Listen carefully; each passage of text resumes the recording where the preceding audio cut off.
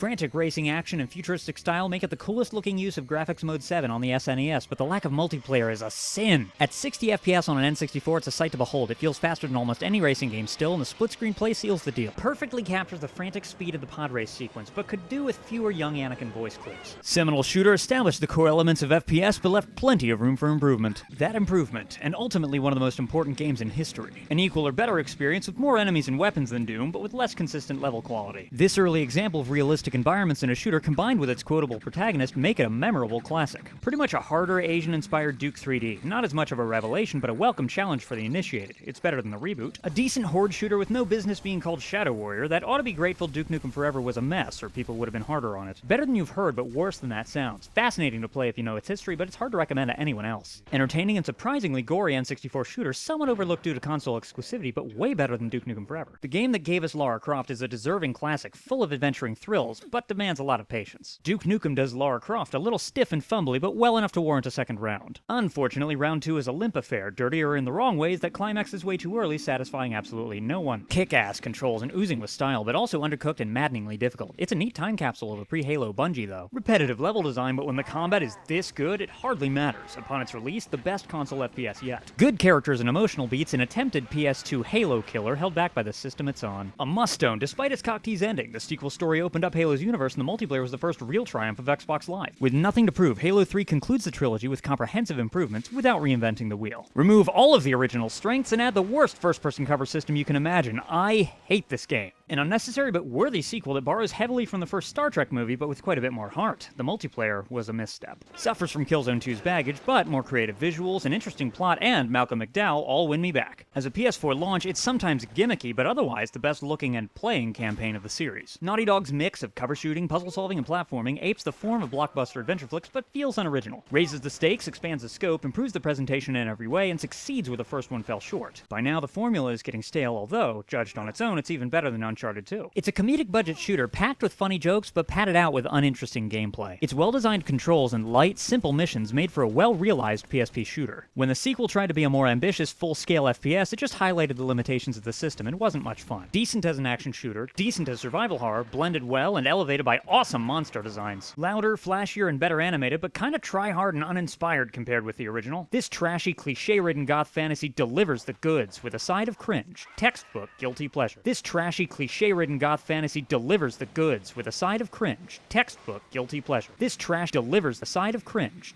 Textbook. Picture the most generic military sci-fi aesthetic you can imagine.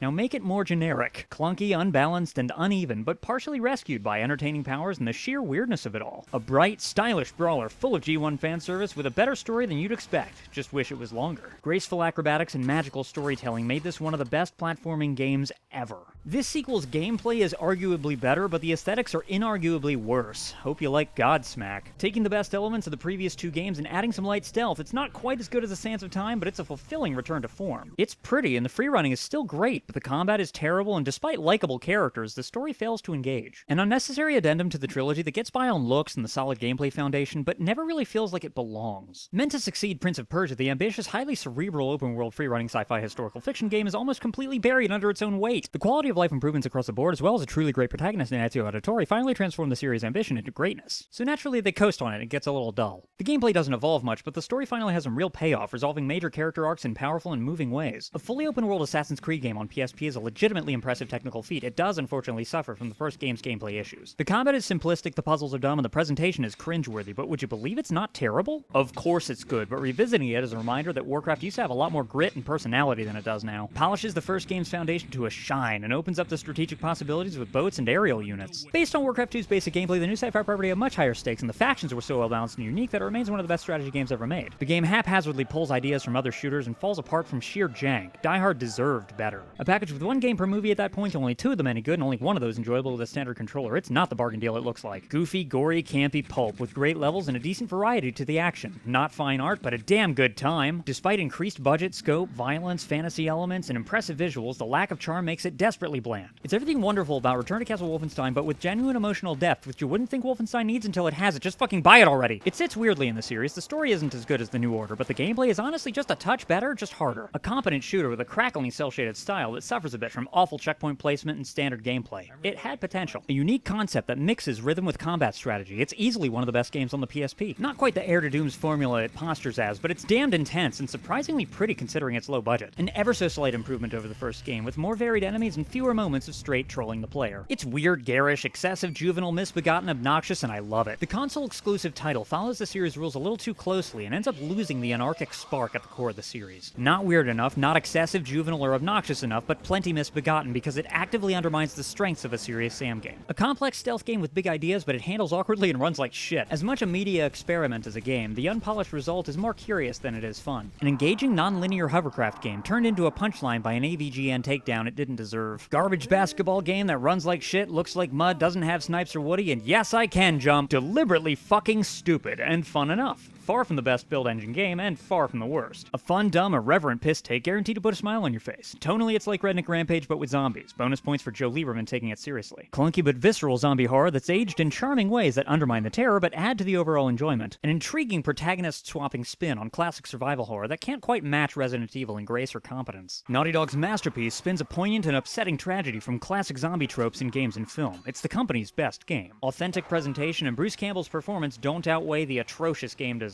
Dumb, cheesy zombie schlock that goes really well with friends and beer. A deserving classic that turned the PlayStation's limitations to its advantage to create an eerie, claustrophobic atmosphere. The gameplay barely changed, but the more character-driven story yields psychological horror at its most profound and devastating. By returning to the cult storyline of the original, it gives the series a sense of continuity, but it isn't as good as 2. The claustrophobic premise is very effective, but the frustrating inventory and emphasis on combat are unwelcome changes. The most combat-focused game of the series, the visuals are a huge improvement, but the subtlety is totally absent. Less insistent on fighting than Homecoming, and does a better job of building the atmosphere, although it still doesn't come close to the series' peak. It's not as terrible as you've heard, but Free Radical shouldn't make C- games. A highly unusual vehicular shooter with elegant controls, crisp graphics, and impressively realistic physics. Proves that arcadey 3D action was achievable on consoles, but also proves that they still had a ways to go. Bringing the concept to hardware that was ready for it resulted in the as-yet unsurpassed height of its genre. A decent Star Fox clone boasting some of the best visuals on the Game Boy Advance, but the gameplay is disappointingly rote.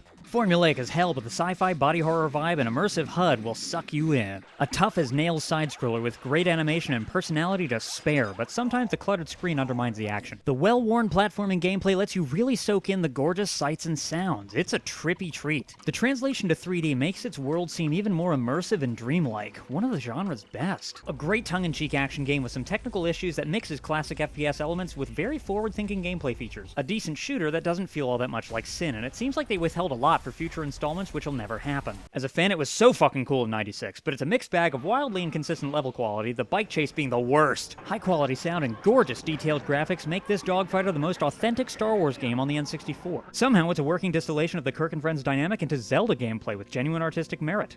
On an NES. Gorgeous for an NES game, but the legendary difficulty is more gimmicky than fun. Hard as fuck, but getting the abilities of defeated bosses is the kind of reward that makes the challenge worth it. A passable, tepid, inoffensive movie tie-in that wasn't adapted to the medium with very much imagination. Wait, what's that? They made a game from the first Spider-Man movie? Weird, I don't remember that. What do you mean I just reviewed it? An aggressively different shooter, brimming with ideas, most of them good, that deserves a sequel it'll never get. Holy smokes, I still have time left over. How about that? Well, folks, 100 games is a hell of a lot of ground to cover, and 10 minutes isn't a lot of time to cover it all. I don't expect everyone to agree with my opinions. I mean, at 100 presented, that just seems statistically unlikely. But one way or the other, I'd love to know your thoughts. If I trashed one of your favorite games, tell me something about it you liked. And if I praised something you hated, let me know what it is about it that just doesn't work for you. The ways that people in media interact is endlessly fascinating to me, especially when those interactions are framed in the spirit of good fun and mutual respect. These were all recorded out of my own collection, so if you want more information about what versions of these games were used in the making of this video, as well as how footage was captured, check the video description below. And of course, if you'd like to see more in-depth discussion on this channel about some of the games in this video, you're in luck. I've made 4 reviews for some of these, like Wolfenstein The New Order, Wolfenstein The Old Blood, and Prey. As time goes on, I'm likely to make more videos relating to games that appeared in this list, and I'll update the video description with links as that happens. Let me know down in the comments what games you'd like to see full videos on, and hit the subscribe button and ring that bell to turn on notifications to see if and when I do. I also stream pretty frequently on this channel, so you can expect to see these games and more. Patreon shoutout: Andy Felicati, Kevin Doherty, Sean Lamb, John Walden, Cat Roach.